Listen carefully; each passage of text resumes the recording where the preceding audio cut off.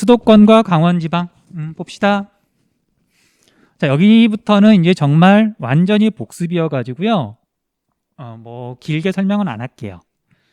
그리고 이제 지역지리의 특성은 그냥 앞에서 배운 내용들 정리하고 그냥 중요한 부분들 다시 한번 암기하는 거거든요.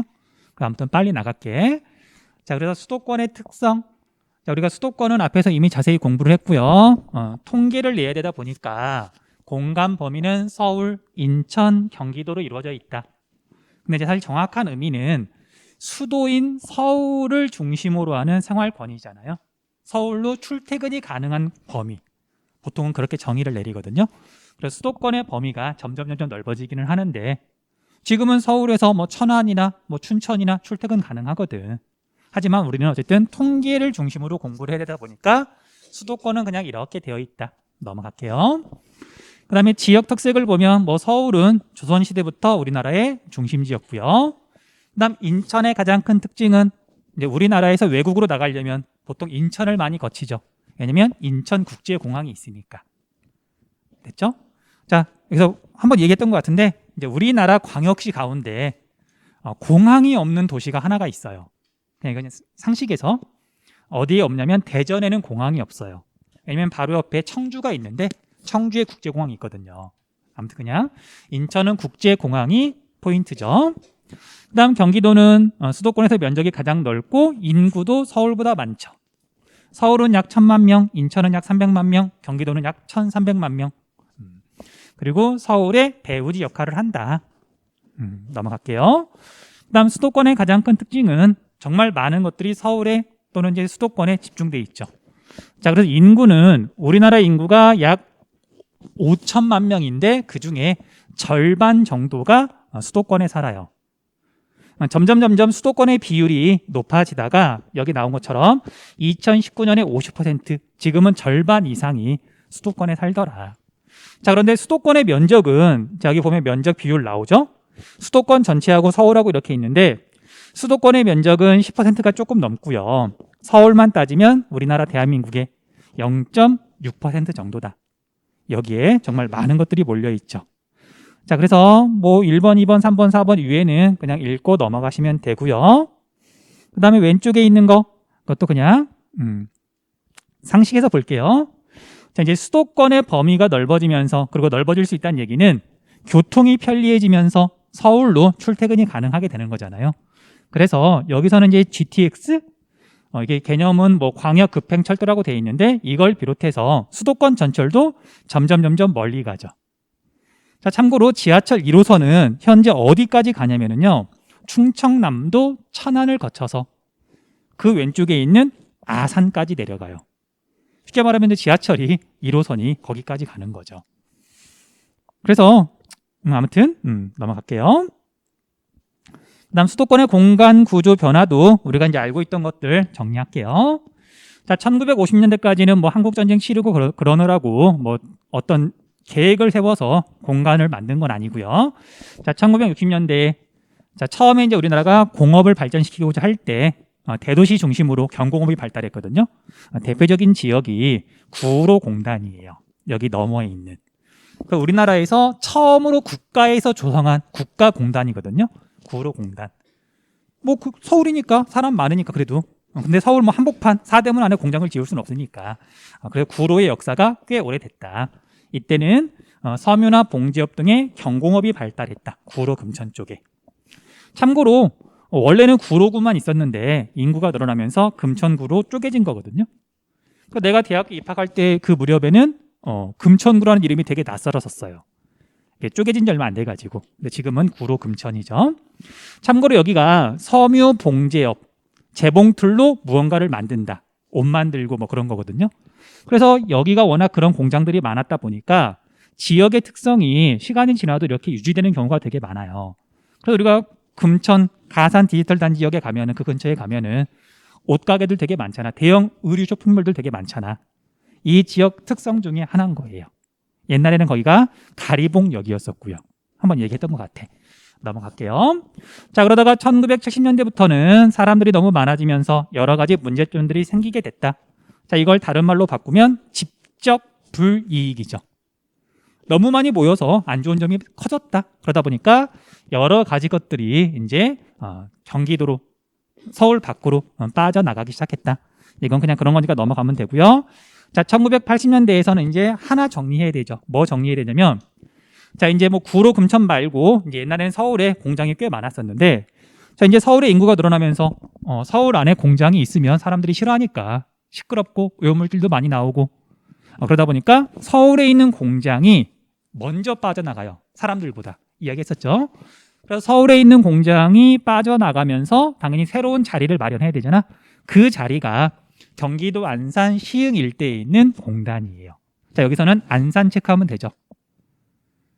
중요한 포인트 중에 하나였잖아. 자, 우리가 알고 있는 뭐 고양이나 뭐 성남이나 또는 뭐 이제 우리 신도시들 있잖아. 신도시들은 1990년대부터 인구가 급증했는데 안산이라고 하는 도시는 1980년대부터 조금 더 일찍 인구가 급증했다.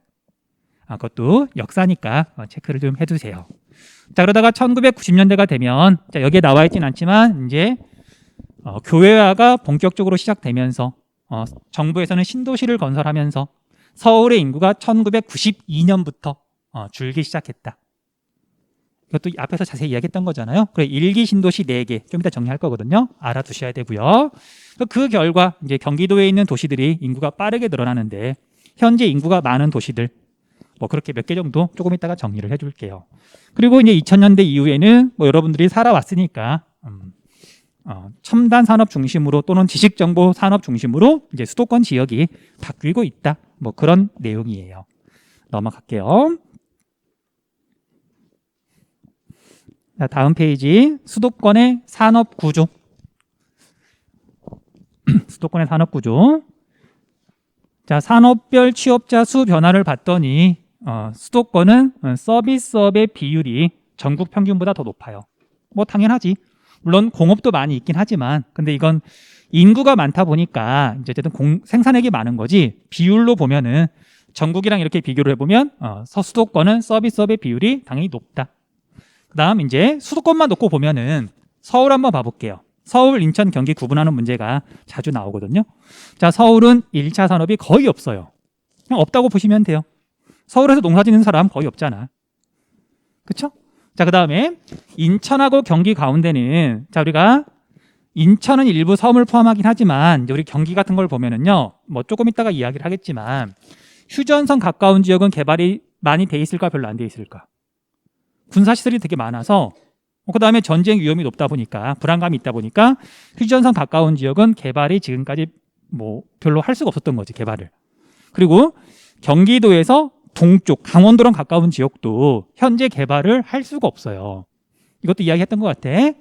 수도권 사람들이 마시는 물, 한강 물이 오염되면 이거 정말 답이 없잖아. 한강이 흘러오는 수도권의 동쪽 지역은 수자원 보호구역으로 많이 지정돼 있어서 개발이 별로 안 돼 있어요. 그래서 포인트는 인천하고 경기하고 구분하는 게 비율이 비슷비슷해서 만만치 않은데 1차 산업의 비율이 경기도가 거의 2배 가까이 높다. 경기도 지역이 어쨌든 인구도 많고 그러긴 하지만 어쨌든 도잖아요, 도. 그 1차 산업만 놓고 보면 인천하고 경기도는 비율 차이가 좀 난다. 그거 보고 구분하시면 돼요. 자, 그 다음에 인천은 여기다가 지금 2차 산업에다 체크를 해뒀는데 이것도 앞에서 한번 이야기를 했었어요. 자, 우리가 광역시 가운데 울산은 당연히 2차 산업의 비율이 독보적으로 높아요. 울산은. 그런데 나머지 광역시 가운데 2차 산업 공업의 비율이 제일 높은 게 인천이에요. 이것도 좀 체크를 해주세요. 자, 예를 들면 인천하고 광주하고 2차 산업의 비율을 물어본다. 구분한다. 인천이 더 높아요. 뭐 이유는 단순해요. 자, 이제 2000년대 이후가 아니라 그 전 우리나라가 이제 외국과 무역을 하고 우리나라가 제조업을 발달시킬 때 수도권 지역에서 외국과 무역하는 곳은 배로 무역을 하니까 인천을 거쳐서 갔잖아요. 그러니까 인천 지역에다 공장 지어 놓으면 운송비 같은 게 적게 드니까 인천 쪽에 생각보다 공장이 많이 있다. 됐어요? 그렇게 생각하면 아마 헷갈리진 않을 거예요. 넘어갈게요.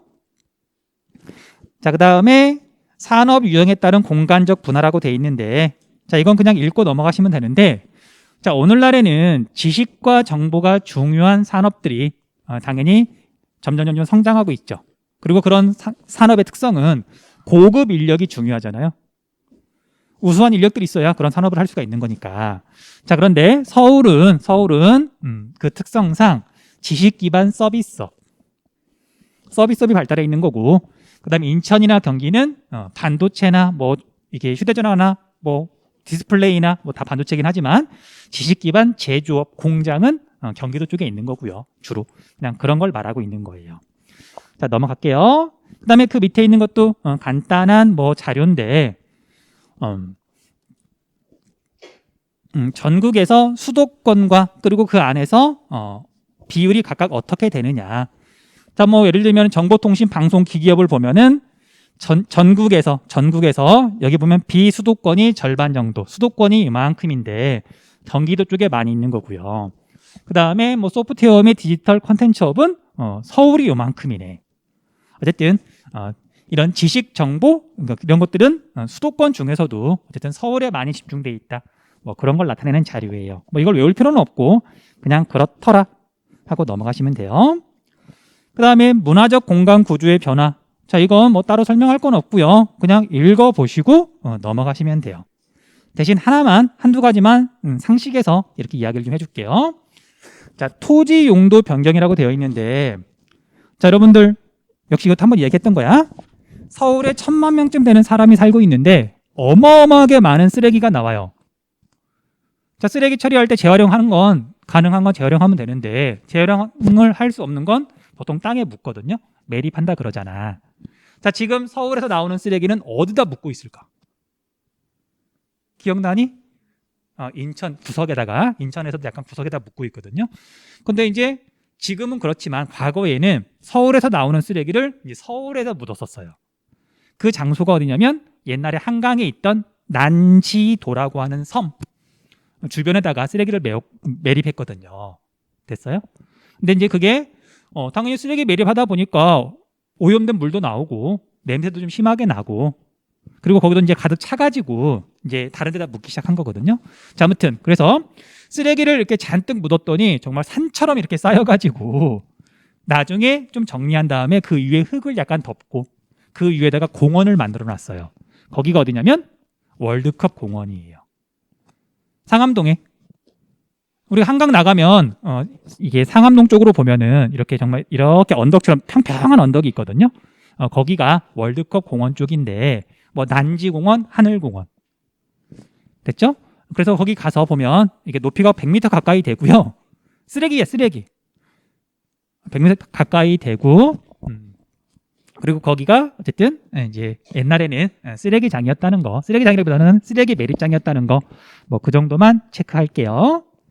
자, 그리고 이제 우리가 오른쪽에 있는 지도 보고 조금만 정리할게. 봅시다. 자, 여기에서 일기 신도시 5개인데 그 중에 4개는 확실하게 찾을 줄 알아야 돼요. 일기 신도시. 자, 그러면 분당이 어디 있죠? 분당이 성남에 있어요. 성남시 분당구야. 성남 찾을 줄 알아야 되죠. 어디야 성남이? 얘가 성남이죠. 성남. 그 다음에 우리가 일산은 고양시에 있죠. 일산은 어디야?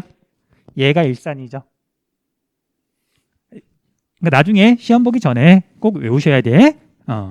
자, 그 다음에 안양의 평촌. 여기가 안양이고요. 그다음에 부천의 중동. 근데 이제 안양하고 부천은 잘 안 물어본다 그랬잖아요. 워낙 분당하고 일산이 유명하니까. 그 다음에 군포시에 산본 신도시도 있어요. 그것도 일기 신도시거든요. 물론 시험에서 물어본 적은 없는데 안양 밑에 여기가 군포예요. 그리고 아는 사람은 알겠지만 안양하고 군포는 사실 생활권이 같아서 군포 사람들이 안양 와서 많이 뭔가를 이제 해결하고 가죠. 자, 아무튼 그래서 이렇게 일기 신도시 꼭 알고 있어야 되고요. 그다음 우리가 화성은 워낙 중요했었죠. 화성 찾을 줄 알아야 돼요. 화성은 얘가 화성이죠. 화성 수도권에서 제조업이 제일 발달한 곳. 그 다음에 안산은 이렇게 쪼개진 게 안산이죠. 여기 있는 게 시화 조력발전소, 시화 방주제예요. 자, 그 다음에 수용성고라고 적어놓은 건 수도권에서 서울과 인천을 제외하고 인구가 100만 명이 넘거나 100만 명이 거의 가까운 그런 도시 4개 당연히 알고 있어야 돼요. 자, 그래서 수는 수원이죠. 얘가 수원이에요. 얘가 수원. 수원의 인구는 인구가 120만 명 정도인데 울산보다 많아요. 경기도청이 수원에 있죠. 자, 그 다음에 용인은 수원 오른쪽에 얘가 용인이에요. 용인 굉장히 크죠. 용인도 인구가 이제 100만 명이 넘어서 인구가 어마어마하게 많아요. 그 다음에 얘가 성남이고 얘가 고양이고 이건 했던 거니까 지도 보시고 뭐 이 정도만 정리를 하시면 될 것 같아요. 자, 여기까지 정리할 시간 줄게요. 정리하고 자, 페이지 넘겨서 수도권의 문제점과 해결 방안. 자, 이것도 앞에서 다 했던 거라서 그냥 여러분들이 읽고 넘어가셔도 될 것 같아요.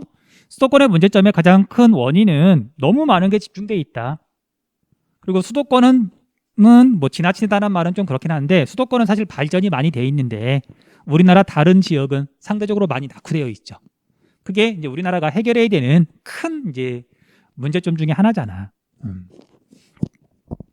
자, 그 다음에 수도권 문제의 해결 노력 뭐 여러 가지 것들이 있는데 이것도 설명 다 했던 거니까요. 역시 넘어갈게요.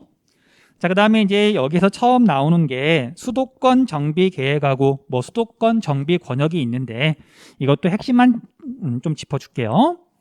자, 수도권 정비 권역을 봤더니 수도권을 크게 3가지로 구분해서 지역 특성에 맞게 따로 관리를 하겠다.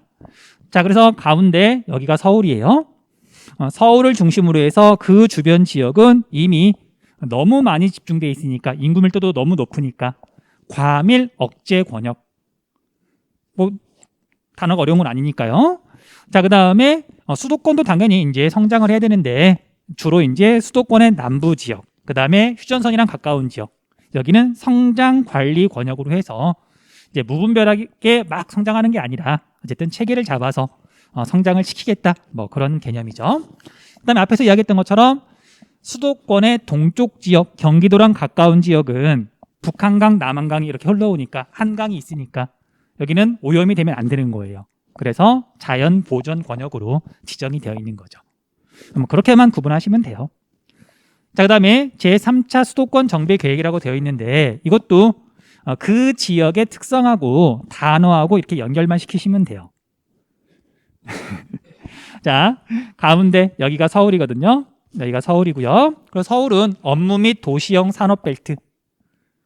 다른 지역하고 구분만 하면 되니까. 그 다음에 서울에서 더 북쪽 휴전선 가까운 곳은 남북 교류가 포인트가 되겠죠. 그 다음 인천이 포함되어 있는 이곳은 국제물류가 포인트예요. 인천항, 인천국제공항. 그리고 수도권 안에서 이제 해안가 쪽으로는 중화공업도 발달해 있고 어쨌든 외국과 무역하고 그러려다 보니까 이제 해양 물류 산업 벨트라고 지정이 되어 있는 거고요. 그 다음에 동쪽 지역은 전원 휴양 벨트 개발할 수가 없으니까 어쨌든 각 지역의 특성만 이렇게 구분을 좀 해두자. 이번 시간 조금 더 하고 다음 시간까지 해서 진도 끝낼게요. 뭐 3시간까지 계속 늘리고 싶진 않고 봅시다. 자, 강원지방으로 넘어갈게요. 자, 우리 강원도도 이미 다 배워서 이것도 포인트만 짚어줄게요. 자, 강원도는 태백산맥이 동해안에 치우쳐서 이렇게 뻗어 있잖아요. 그 태백산맥을 넘어다니는 가장 유명한 고개는 대관령. 대관령을 기준으로 영동지방하고 영서지방으로 구분한다. 됐죠? 다 알고 있는 거잖아.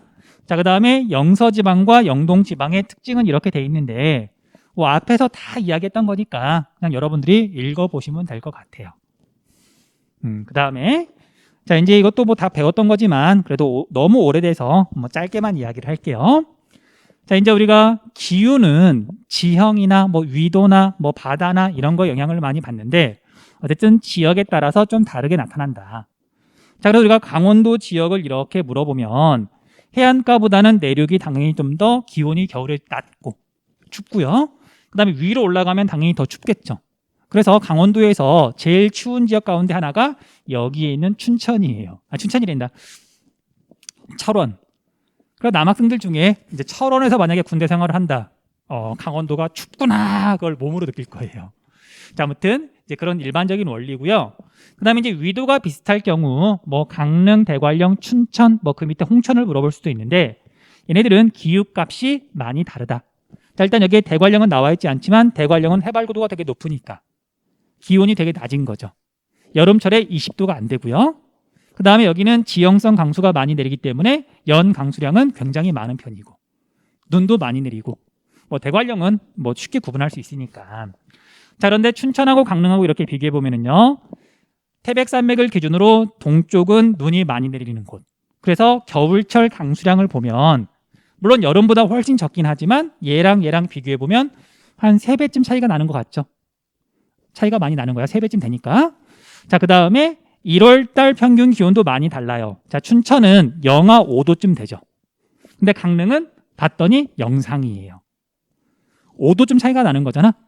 이건 차이가 정말 크게 나는 거지. 여기는 얼음이 꽁꽁 얼어도 여기는 안 올 수 있는 거잖아요.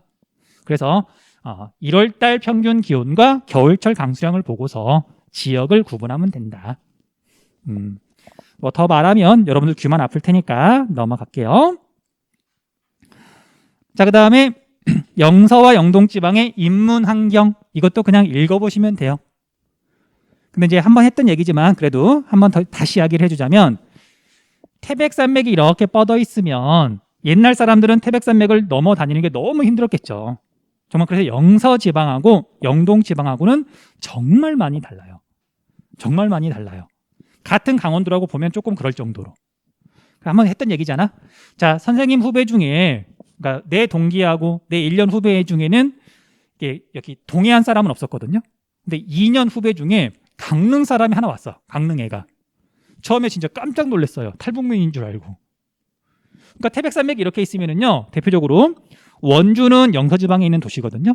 원주는 표준어를 써요. 먹는 것도 서울하고 비슷해요. 그럼 잘 구분이 안 돼. 야, 너 강원도에서 왔다는데 왜 우리가 아는 보통 강원도 하면 북한 말투랑 비슷하잖아, 느낌에. 그런 말투 전혀 없고요. 근데 영동지방에서 온 강릉에서 온 그 친구는 진짜 북한 사람인 줄 알았어, 처음 들었을 때는. 자, 아무튼 그래서 영동과 영서는 많이 다르더라. 넘어갈게요. 그다음 강원지방의 산업과 주민생활. 자, 이것도 앞에서 배웠던 것들 그냥 정리되어 있는 거죠. 자, 밭이 제주도가 가장 비율이 높고요. 제주도는 논이 없으니까. 근데 강원도는 산이 많으니까 밭작물 중심이다. 근데 우리가 강원도만 놓고 한번 볼게요. 자, 강원도 시군이 여러 개가 있는데 강원도에서 쌀을 제일 많이 생산하는 곳 어디일까? 평야가 있는 곳, 논농사 짓는 곳, 강원도에서 철원, 용암대지. 오대쌀 유명하죠? 마침 어저께 내가 우리 동네에 있는 그 편의점은 아니고 할인마트에서 이제 밥을 해 먹겠다고 조그마한 쌀을 샀는데 2kg짜리를 철원 오대쌀을 샀어요. 맛있더라고요. 아무튼, 자, 그러면 강원도는 산이 많으니까 대부분 농사를 지을 수가 없어. 근데 강원도에서 이제 채소 재배를 가장 많이 하는 곳 어디일까? 고랭지 농업 많이 하는 곳, 행정구역, 대관령 일대, 평창. 강원도 내에서 철원하고 평창도 조금 구분을 해주셔야 돼요. 특징이 뚜렷하니까. 넘어갈게요. 그다음 산업화 과정에서 풍부한 지하자원을 토대로 우리나라 최대의 광업 지역으로 성장했다. 우리가 앞에서 광물 자원할 때 강원도를 중심으로 구분했었죠. 생산량을 봤더니 강원도가 100%야. 어떤 자원? 철광석. 강원도가 대부분인데 충청북도가 섞여 있어. 충청북도 단양, 석회석. 강원도가 대부분인데 전라남도, 화순. 전라남도가 이렇게 좀 있어요. 무연탄. 그리고 강원도가 1등이 아니고 강원도 경남, 경북 여기저기 많아. 얘는 고령토. 이렇게 구분을 했었잖아. 그건 좀 기억 좀 해두셔야 돼요.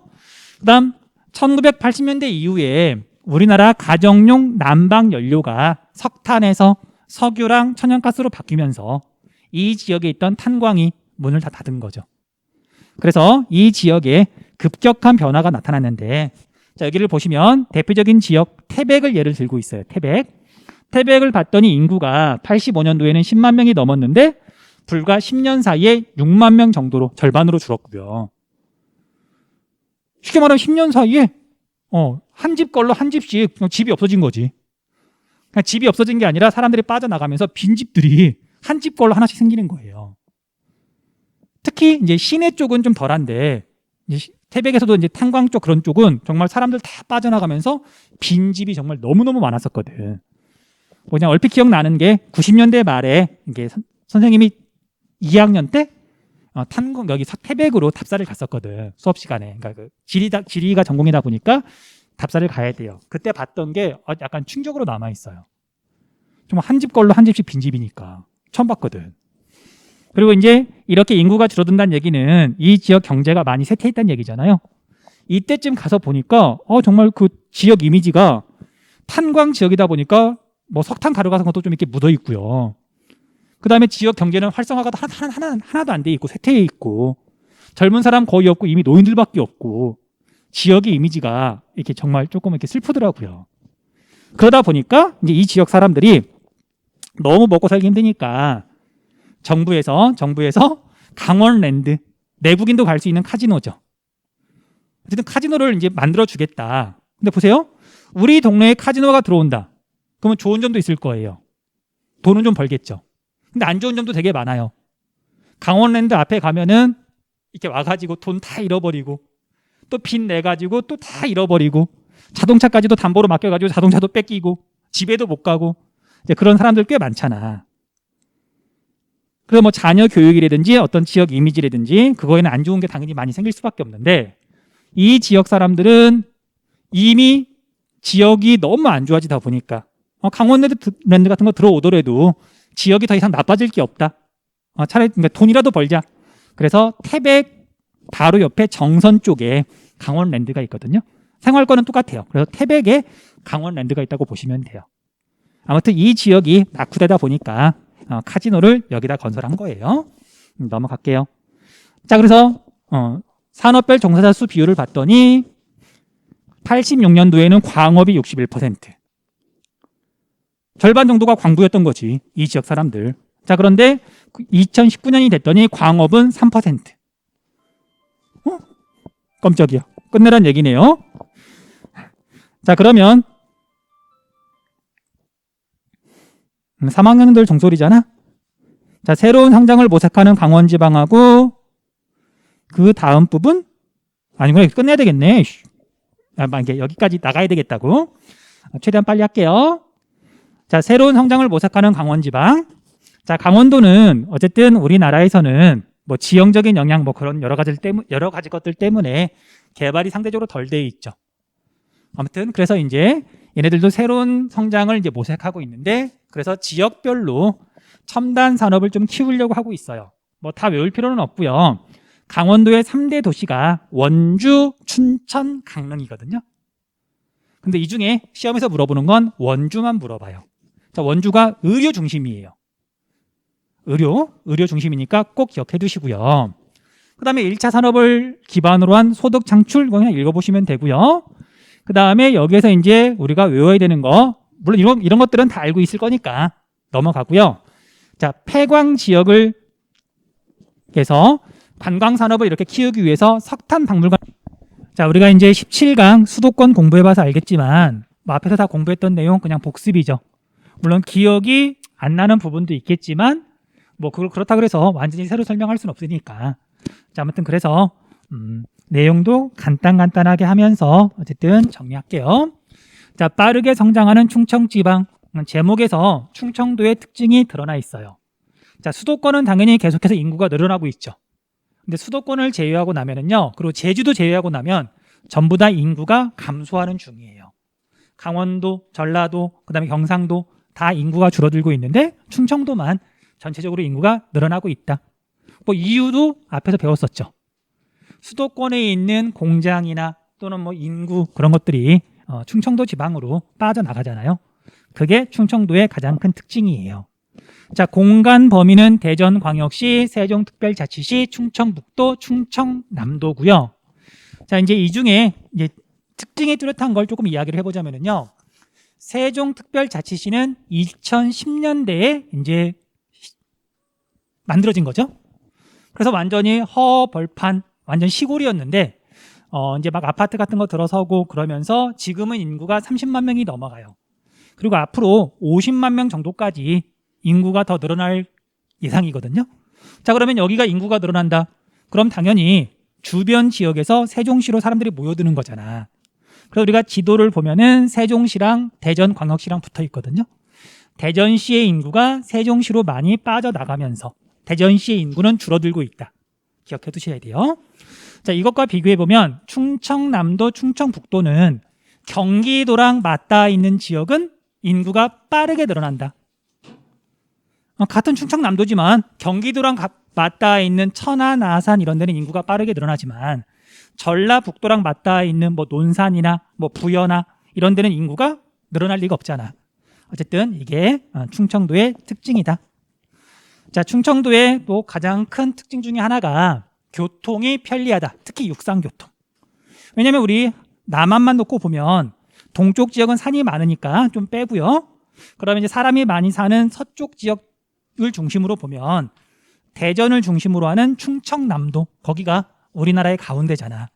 그래서 중요한 고속도로, 뭐 고속철도, 일반 철도 전부 다 충청도를 지나간다. 육상교통이 편리하다. 그래서 이렇게 쭉 읽고 넘어가시면 돼요. 자, 이제 우리가 시험에서 또 자주 물어보는 것 중에 하나가 이 부분이에요. 이 부분 체크 좀 해주세요. 자, 우리가 서울에 살다 보니까 지하철 뭐 많이 이용하잖아요. 그런데 이제 지하철이라는 용어보다는 전철이라는 용어가 더 맞아요. 전기로 가는 기차. 그런데 이제 수도권이 점점 넓어지면서 전철 노선도, 지하철 노선도가 점점 확대되죠. 그래서 수도권 전철 1호선이 지금은 어디까지 가냐면요, 충청남도까지 가요.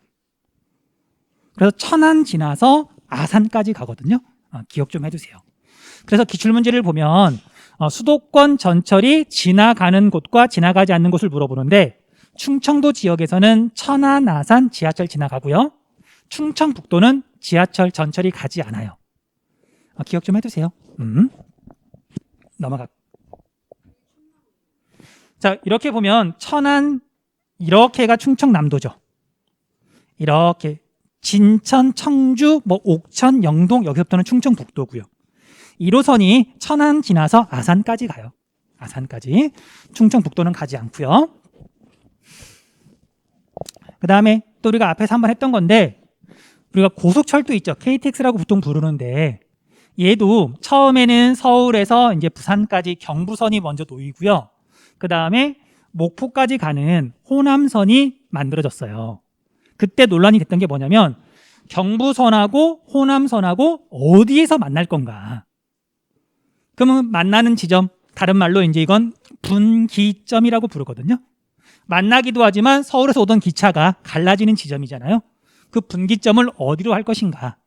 왜냐하면 분기점이 있는 곳이 당연히 교통이 편리할 테니까. 그래서 처음에는 일반 기차처럼 대전으로 하자. 아니다, 대전 너무 발달하지 않았느냐. 뭐 천안으로 하자, 교통 좋으니까. 이렇게 논란이 있다가 결국은 여기 청주에서 갈라져요. 기억 좀 해두세요. KTX 고속철도는 청주에서 경부선하고 호남선하고 갈라진다. 뭐 그렇게 정도 하고 넘어가면 될 것 같고요. 그 다음에 밑에 있는 지도에서 지역 특색 조금만 살펴볼게요. 자, 천안, 아산은 방금 말했던 것처럼 수도권 전철이 지나가고요. 노선이 확대가 됐고, 그 다음에 여기 대전은 지금은 광역시, 옛날에는 직할시라 그랬었어요. 근데 그 전에는 충청남도 대전시였었어요. 마치 지금 전라북도 전주시처럼. 그런데 이제 얘가 직할시, 광역시가 되면서 충청남도에서 독립한 거거든. 그럼 그 전에는 대전에 충청남도 도청이 있다가 얘가 독립을 했으니까 도청도 이제 충청남도에 있어야 되는 거잖아요. 그럼 여기에 있는 도청을 어디로 옮길 건가? 그것도 논란이 되게 많았었거든요. 그래서 그 결과 어쨌든 여기 홍성과 예산의 경계 부분인데 보통 홍성이라고 말을 해요. 그래서 여기에다가 도청을 중심으로 해서 신도시를 건설하고 이 신도시 이름이 내포 신도시예요. 기억 좀 해두세요. 자, 그런데 이제 뭐 한 2년 됐나? 수능에서 조금 어려운 문제가 나온 적이 있어요. 수능이었나 평가원이었나? 인구 증가율을 가지고 푸는 문제였는데 자, 여기 홍성은 여기 보는 것처럼 인구가 증가했어요. 왜냐하면 도청이 새로 생기면서 공무원들 사는 아파트 지으면서. 그런데 충청도를 봤더니 인구가 제일 빨리 늘어나는 지역은 경기도랑 다 있는 지역이 인구가 빨리 늘어나죠. 물론 세종시는 당연히 인구가 빨리 늘어나는 거고. 됐죠? 그래서 얘도 인구가 늘어나고 뭐 천안도 인구가 늘어나는데 누가 더 빨리 늘어나느냐? 정답은 수도권이랑 가까운 지역. 자, 잊어버리지 말라고 설명하자면은요. 자, 여기 내포 신도시는 원래는 한 10만 명쯤 계획을 했었대요. 그런데 시골 지역은 교통체증이 별로 없죠. 나중에 혹시 시골 한번 가보세요. 교통체증이라는 건 아예 없어. 심지어 전국 같은 경우에는 신호등도 별로 없어요. 그냥 알아서 가. 차가 워낙 없으니까. 사람이 별로 없으니까. 자, 그런데 대전에 도청이 있을 때 당연히 여기 공무원들은 대전에 살았겠죠. 또는 대전 가까운 데 살았겠죠. 근데 도청이 옮겨갔어. 대전에서 출퇴근이 가능할까 불가능할까? 가능해요. 1시간밖에 안 걸려. 자, 서울에서 1시간 거리 출퇴근 얼마든지 하잖아. 그러니까 내포 신도시를 건설했는데 사람들이 이사를 잘 안 오는 거예요. 됐죠? 그래서 인구가 증가하긴 증가했는데 수도권이랑 가까운 지역보다는 인구가 조금 더디게 증가했다. 기억 좀 해두시라고. 됐죠? 넘어갈게요. 자, 그 밑에 도시와 산업의 변화는 자, 앞에서 다 설명했던 거고요. 이제 지도 보고 여러분들이 여기 나와 있는 지역들하고 발달해 있는 제조업하고 지역 특색하고 다시 한번 정리해 두셔야 돼요. 자, 그래서 중화공업의 중심지를 봤더니 서산의 석유화학, 당진의 1차 금속 제철, 아산은 충청도 지역에서 제조업이 제일 발달한 지역이죠. 자, 인구는 천안이 더 많아요. 하지만 제조업만 놓고 보면은 아산이 1등이다. 공업이 발달해 있다. 자동차랑 반도체, 첨단 산업이 발달해 있고요. 그다음 첨단 산업 단지는 대전 정도만 기억해 두시면 되고요. 청주는 뭐 생명과학단지라고 되어 있는데 얘가 뭐 주인공으로 해서 문제가 나오는 경우는 없으니까 그냥 보고 넘어가시면 돼요. 그다음 도시의 성장과 변화. 자, 수도권과 인접한 지역은 인구가 빠르게 증가하는데 자, 여기에 뭐가 포함되어 있냐면 충청북도에 있는 진천, 음성 여기도 마찬가지로 인구가 빠르게 증가한다. 자, 위에 지도 보면은요. 여기 진천, 음성도 인구가 빠르게 증가했잖아. 충청북도거든요. 넘어가시면 되고요. 자, 그다음에 기업도시, 혁신도시도 체크를 좀 할게요. 자, 혁신도시는 진천, 음성에 있고요. 충청남도에는 없어요. 자, 우리가 앞에서 혁신도시 설명할 때 수도권은 너무 많이 발달하고 있고 너무 집중되어 있으니까 지방으로 좀 분산시키자. 그런데 이런 혁신도시가 없더라도 충청남도는 지가 알아서 성장하니까 충청남도에는 혁신도시가 없다. 대신 진천, 음성이 충청북도 혁신도시예요. 그것도 말했던 것 같아요. 진천, 음성이 뭐에 가면 뭐가 있냐면요. 교육과정평가원이 있어요. 그럼 나는 우리나라 교육에 큰 영향을 미치겠다. 우리나라 교육을 좀 바꿔보겠다. 수능을 총괄하는 어떤 자리에 가고 싶다. 수능을 바꿔보고 싶다. 그러면 회사가 어디에 있게 되는 거냐면 서울이 아니라 충청북도에 회사가 있는 거예요. 아무튼 자, 그 다음에 기업도시 체크할게요. 기업도시는 태안하고 충주, 충청북도에는 2군데가 있다. 자, 나머지 2군데가 더 있거든요. 하나는 강원도 원주, 하나는 전라남도 영암 쪽에 있는데 거기는 아직 개발이 거의 안 돼 있어서 원주, 태안, 충주 기업도시라고 같이 묶어두시면 돼요. 시험 보기 직전에 외우세요. 그 다음 행정중심 복합도시 세종특별자치시, 그 다음에 충청남도 도청, 내포 신도시 방금 이야기했죠. 넘어갈게요. 그 다음 충청지방의 제조업 변화와 산업 입지. 자, 이것도 앞에서 이야기했던 거 보고 그냥 내용 이렇게 나름대로 정리하시면 돼요. 자, 먼저 이 지도에서 제조업 출하액 원의 크기를 보시면 돼요. 원의 크기를 보면 자, 인구가 제일 많은 곳은 대전이죠. 그 다음 두 번째로 많은 곳은 청주고요. 150만 명, 여기는 80만 명대. 그 다음에 여기 천안은 60만 명이 넘고요. 아산은 40만 명대인데 어쨌든 인구가 많으면 그 지역에 3차 산업에 종사하는 사람들 많아요. 왜냐하면 대부분 서비스업에 종사하다 보니까 인구 규모하고 서비스업하고는 비례하거든. 근데 공업은 아니죠. 특정한 공장이 있으면 제조업 그게 발달해 있는 거니까. 자, 그래서 이건 지금 제조업 출하액인데 아산이 동그라미가 제일 크죠. 말했던 것처럼 아산이 충청도에서는 제조업 1등이다. 그 다음에 충청북도에서는요, 의외로 진천 음성에 제조업이 많아요. 궁금한 친구들은 이제 위성 사진 있잖아. 뭐 다음 맵이나 뭐 카카오 맵이나 뭐 네이버 지도 같은 거 보면은요, 하늘에서 이렇게 내려다봤을 때 지붕 색깔이 파란 거, 그게 공장이잖아.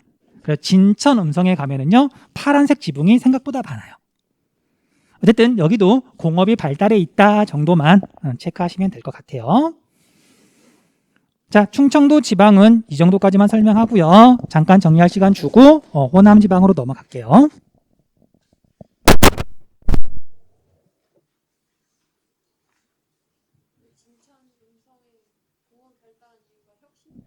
자, 우리 호남 지방은 한반도 서남쪽, 서쪽이기도 하고 남쪽이기도 하고 해발 고도가 대체로 낮고 평탄하고 기후가 온난해서 벼농사 많이 짓죠.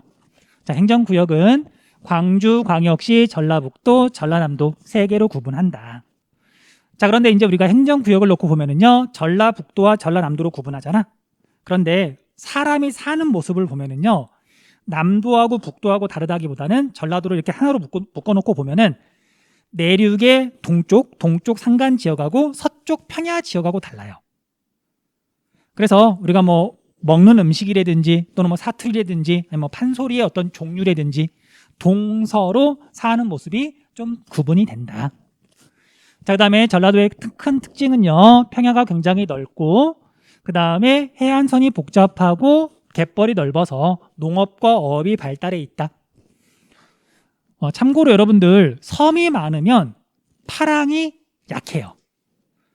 그러니까 물고기를 잡을 때도 좋고요. 그 다음에 양식업을 하기에도 좋고. 그리고 우리나라에서 양식업이 제일 발달한 지역이 전라남도예요. 섬이 제일 많거든. 그다음, 자, 농산물과 해산물이 풍부해서 음식, 우리가 보통 남도 음식이라고 부르죠. 아마 이제 소문은 많이 들었을 거예요. 그래서 남도 여행하면서 맛집 찾아보는 것도 되게 좋고요. 그다음 판소리 체크를 좀 할게요. 판소리. 자, 우리나라에서 판소리가 제일 발달해 있는 곳이 전라도 지역이에요. 그래서 그런 용어를 아는지 모르겠는데 서편제, 동편제, 이건 전라도의 서쪽, 동쪽의 판소리를 말하는 거거든요. 어쨌든 판소리를 대표하는 지역이 전라도다. 자, 그 다음에 농지 개간과 간척 사업. 자, 우리가 간척 사업은 갯벌이 되게 넓어야 바닷물이 들어오지 못하도록 방수제를 쌓고 육지를 만드는 거잖아요. 물론 해안선이 복잡할수록 유리하고, 그래서 우리나라에서 간척 사업을 제일 많이 한 지역이 전라도 지역이에요. 자, 그래서 이건 뭐 시험에서 뭐 물어보는 건 아니지만 그냥 상식에서 지도 하나만 보여줄게요. 카카오 맵 지도를 보면은요,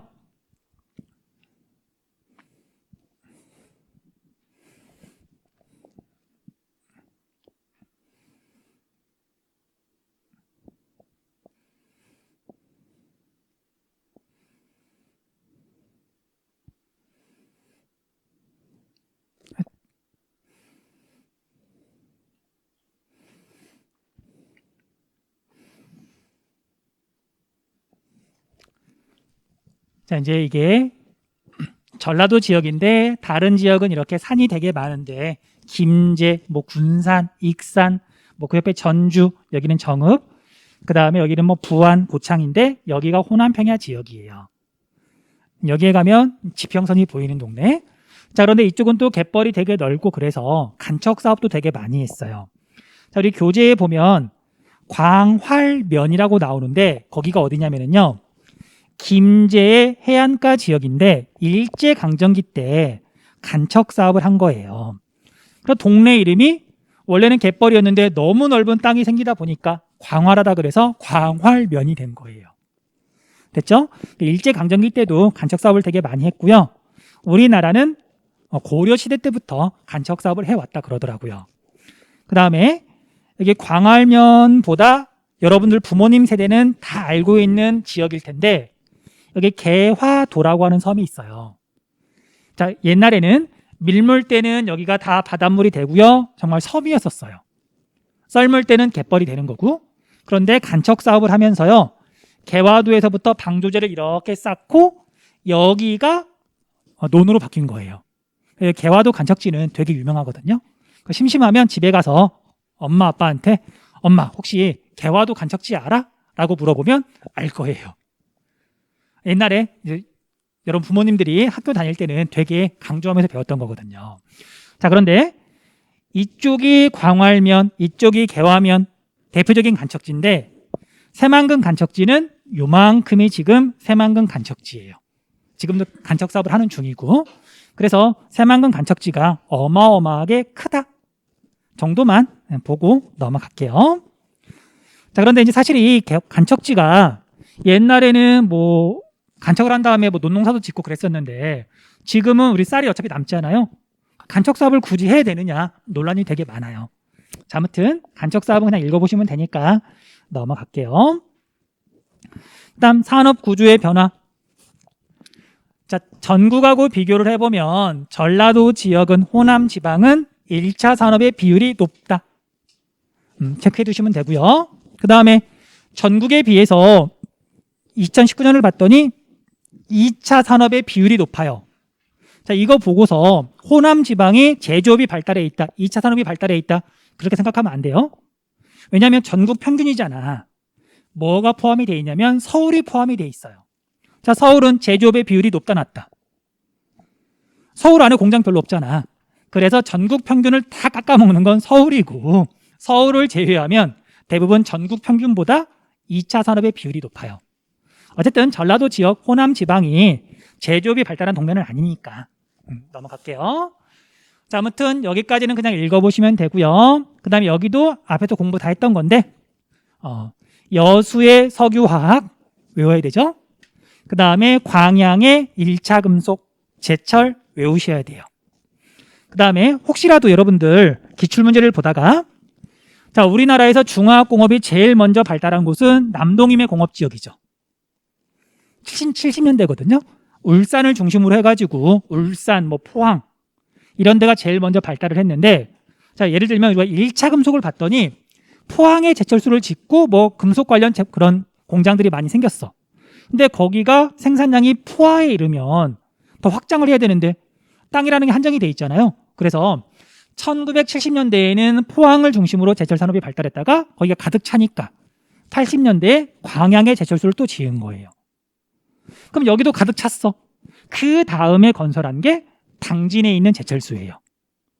그러니까 발달하는 게 동시에 공장을 건설한 게 아니라 울산에 석유화학 공장 먼저 짓고요. 그 다음에 여수에다 짓고 그 다음에 서산에다가 석유화학 공장 지은 거예요.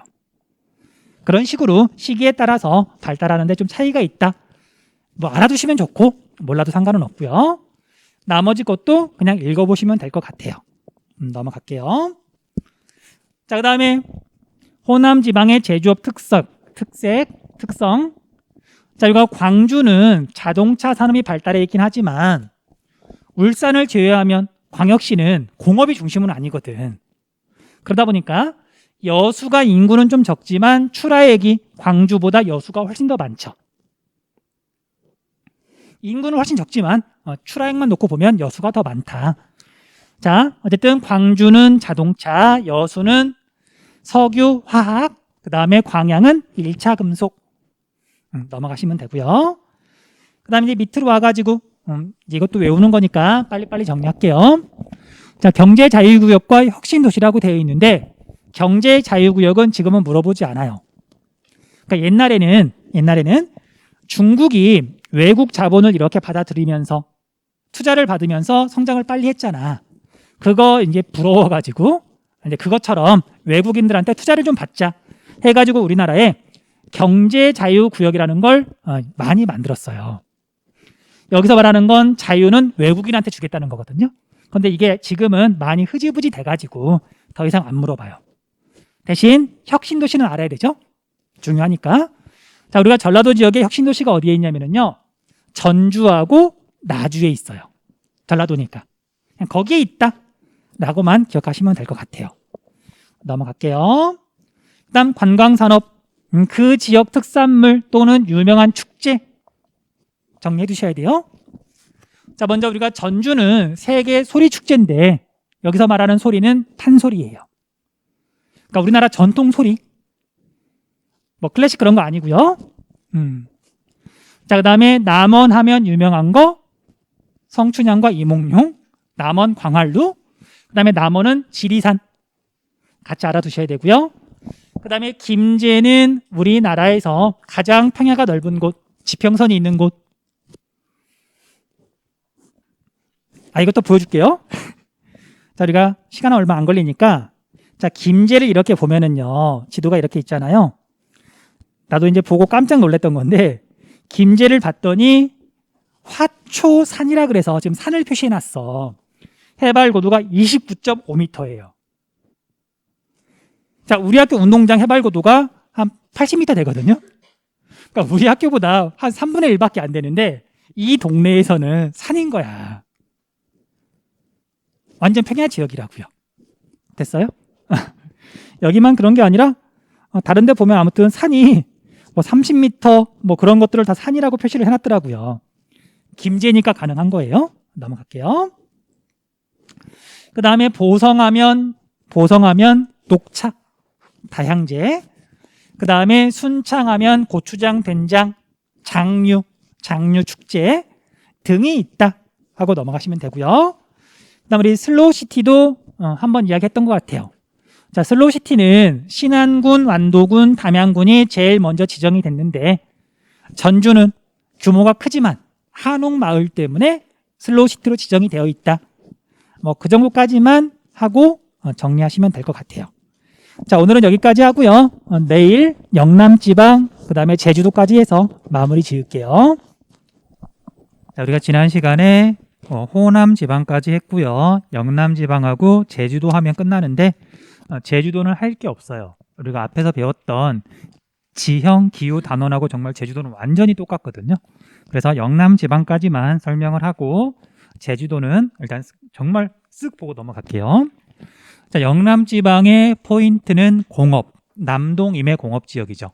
그러니까 이제 수도권하고 남동임의 지역을 중심으로 우리나라가 발전을 하다 보니까 성장 거점 개발을 하다 보니까 이 지역이 공업이 발달했죠. 자, 아무튼 영남지방은 행정구역으로는 부산광역시 350만 명, 대구광역시 250만 명, 그 다음에 울산광역시 100만 명이 조금 넘고요. 그 다음에 경상북도, 경상남도는 대구, 부산하고 좀 비슷해요. 인구가 300만 명 가까이, 350만 명 가까이. 뭐 그런 걸 다 완전히 정확하게 외울 필요는 없지만 그래도 여기가 충청도나 아니면 전라도보다 인구가 더 많다. 그건 알고 있어야 되겠죠. 자, 그 다음에 지역 특색은 태백산맥과 소백산맥으로 둘러싸여 있고 낙동강이 이렇게 흘러가다가 부산으로 흘러가죠. 그리고 부산에 낙동강 삼각주가 있고요. 그 다음에 여기는 서해랑 비교하면 상대적으로 조차가 작고 수심이 좀 깊은 곳이 있어서 큰 배가 드나들기에 그나마 조금 낫다. 서해는 너무 갯벌이 넓잖아. 갯벌이 이렇게 있다는 얘기는 수심이 얕아요. 깊이가 얕아.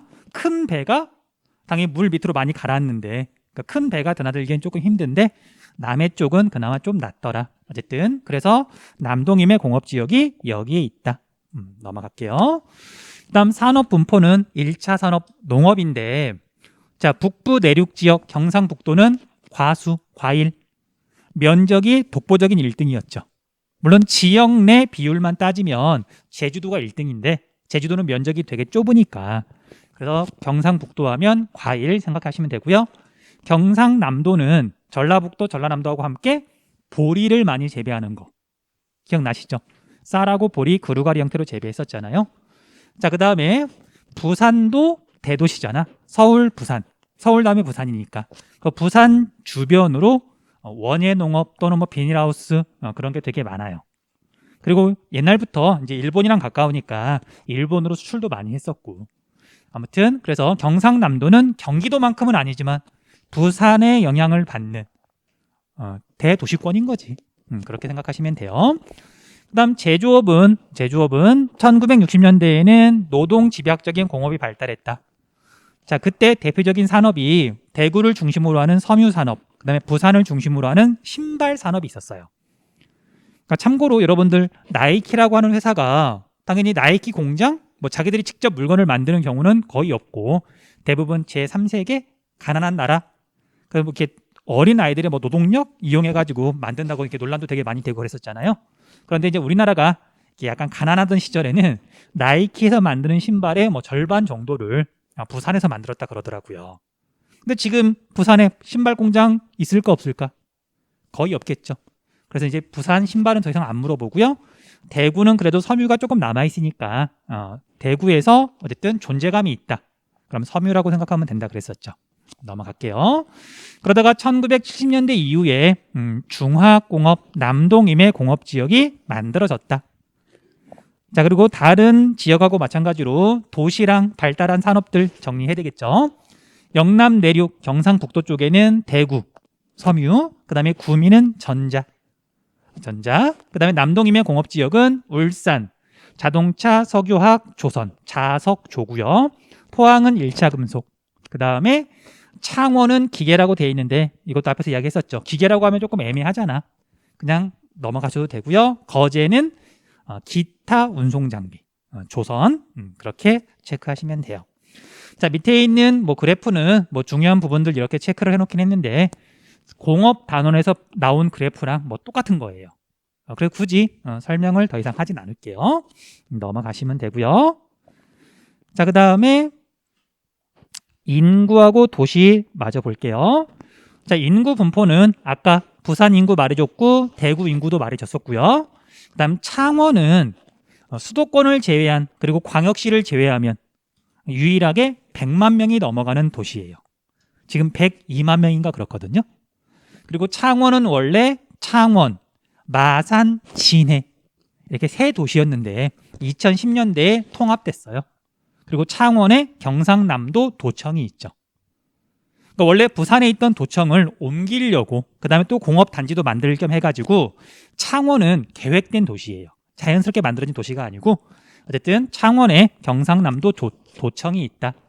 그리고 포항 인구 50만 명 정도, 구미는 50만 명이 조금 안 되긴 하지만 그래도 구미도 인구가 좀 많은 도시예요. 이게 먹고 살 게 있으니까. 자, 그 다음에 대도시의 교외와 수도인 서울을 중심으로 하는 수도권, 수많은 위성도시와 신도시가 있죠. 그 다음에 부산을 중심으로 하는 부산권, 김해하고 양산 두 지역이 위성도시예요. 그래서 뭐 김해나 양산은 수도권으로 치면 뭐 고양이나 아니면 성남 거기랑 성격이 비슷해요. 젊은 사람 많고 그 다음 아이들 많고 아파트 비율 높고 부산으로 출퇴근하는 사람들 많고 뭐 뻔한 성격이니까 정리하시면 돼요. 그 다음 대구 바로 옆에는 경산이라고 하는 위성도시가 있어요. 그래서 대구권도 있다. 자, 그래서 수도인 서울, 그 다음 부산, 대구의 공통점은 1990년대부터 인구가 감소하고 있다. 주변으로 빠져나갔으니까 그렇게 정리하시면 되죠. 그 다음 역사 문화 도시는 자, 우리가 안동은 경상북도 도청이 있고요. 대구에 있던 게 2010년대에 안동으로 옮겨갔어요. 그러니까 대전에 있던 게 홍성으로 옮겨간 것처럼 광주에 있던 게 무안으로 옮겨간 것처럼 자, 아무튼 그래서 안동은 경상북도 도청이 있고요. 하회마을 되게 유명하고요. 그래서 여기에서 세계 가면인가 탈춤인가 아무튼 무슨 페스티벌이 열리거든요. 이것과 관련해가지고 우리가 하회탈 유명하잖아요. 그 다음에 이제 경상북도는 경주는 뭐 워낙 유명하죠. 석굴암과 불국사 하나, 그 다음에 경주 역사 유적 지구라고 그래서 어떤 면적 이렇게 두 가지가 세계 문화유산으로 지정돼 있어요. 경주. 그 다음에 경주에 가면 양동마을이라고 있는데 이것도 1학기 때인가 한번 이야기했던 것 같아요. 하회마을처럼 옛날부터 사람들이 살던 그 마을이 그대로 유지가 되고 있거든요. 그래서 여기도 세계문화유산으로 등재되어 있다. 안동, 경주 세계문화유산 기억해 두셔야 돼요. 넘어갈게요. 자, 그 다음에 이제 오른쪽 위에 있는 지도 보고요. 자, 우리가 당연히 중요한 지역들은 찾을 줄 알아야 되죠. 뭐 대구, 부산, 울산, 김해, 양산, 뭐 안동, 포항. 자, 우리가 이 페이지에 나오는 도시들은 지도 보고 찾을 줄 알아야 되고요. 그 다음에 이런 데 보면 당연히 헷갈리거든요. 요 뭐 구별하면 좋긴 한데 그냥 우리가 잘 모르는 지역은 촌락 지역이다라고 그냥 그렇게 보시면 돼요. 이런 데도 마찬가지예요. 잘 모르는 데는 촌락 지역이다라고 생각하면 되겠죠. 넘어갈게요. 그다음 주요 도시의 특화 산업과 지역 축제라고 돼 있는데, 자, 우리가 산업은 제조업이니까 넘어가면 되고요. 지역 축제 체크할게요. 안동은 국제 탈춤 페스티벌이네요. 하회탈이 있으니까. 자, 그다음에 부산은 국제 영화제가 이제 우리나라에서 최대 규모죠. 부산 영화제 유명하잖아요. 그다음에 울산은 이제 우리 선사시대 때 거기 살던 사람들이 고래를 잡아서, 그리고 그걸 이제 벽화로 남겨놓은 게 되게 유명해요. 고래 축제. 아마 한국사 시간에 배웠을 것 같아요. 뭐 기억해 두시면 되고요. 그다음 창원에 군항제라고 있는데, 군항은 해군 항구를 말해요. 근데 여기는 이제 창원이라기보다는 옛날 진해, 거기에 우리나라 해군 기지가 있거든요. 그 일대에 벚꽃이 되게 유명해요. 그래서 우리나라에서 가장 유명한 벚꽃 축제, 창원의 군항제예요.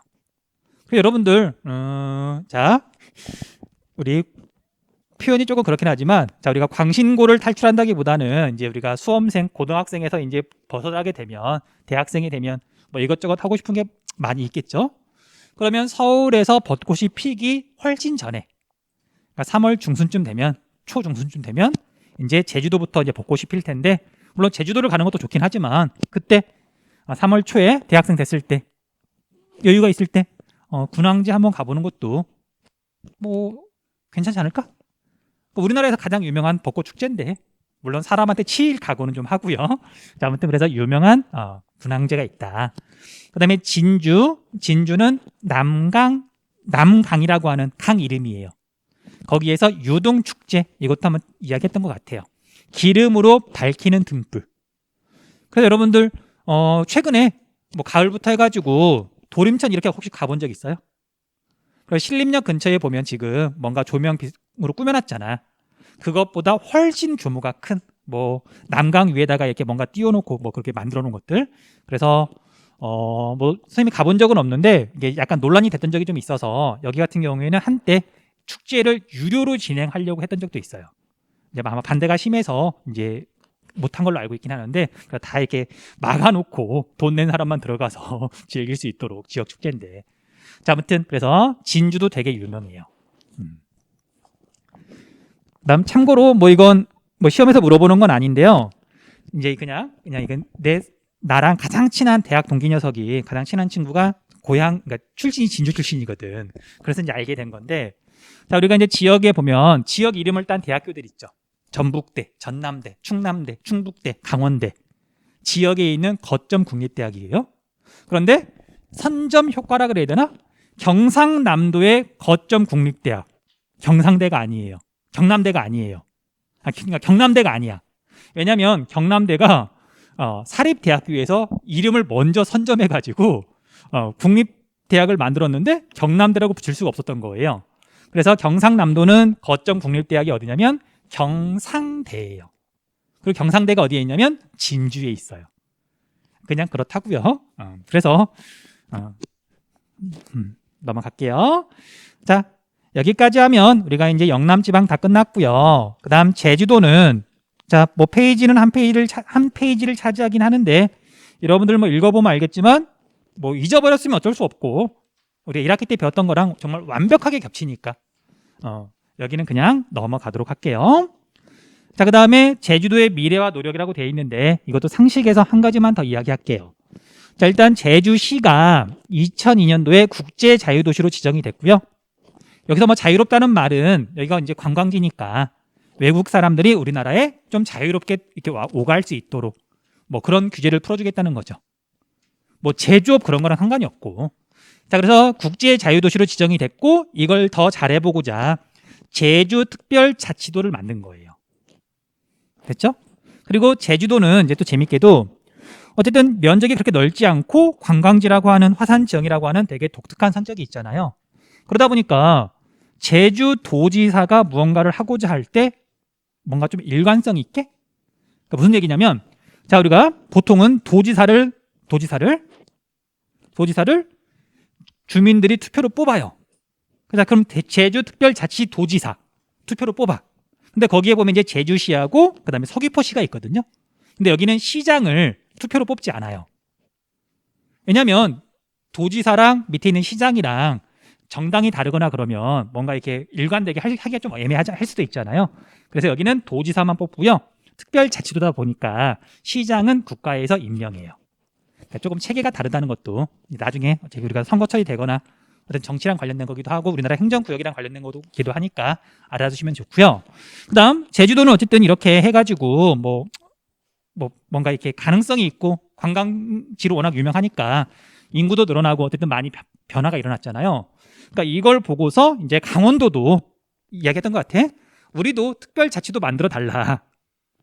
사실 영남 지방이랑 비교해서 호남 지방이 제조업이 미약하고 상대적으로 조금 더 경제 수준이 좀 떨어지고 그러다 보니까 약간 소외되어 있긴 하지만 근데 그거하고 비교하면 강원도는 더 소외되어 있거든요. 낙후되어 있고. 그래서 강원도도 특별자치도로 만들기로 올해 6월 달에 결정이 됐고요. 결정된 뒤 1년 뒤부터 시행이 된다 그러더라고요. 그러니까 내년 6월부터 강원특별자치도가 될 거예요. 근데 같은 특별자치도지만 뭐 권한을 똑같이 풀어주고 똑같이 주는 건 아니고요. 제주도는 좀 많이 풀어준 데에 비해서 강원도는 그보다는 훨씬 더 조금 더 적은 범위에서 특별자치도가 됐다 그러더라고요. 자, 아무튼 여기까지 해서 우리가 이제 모든 진도는 다 마쳤고요. 시험 범위도 여기까지고요. 됐죠? 네, 오늘 여기까지 할게요.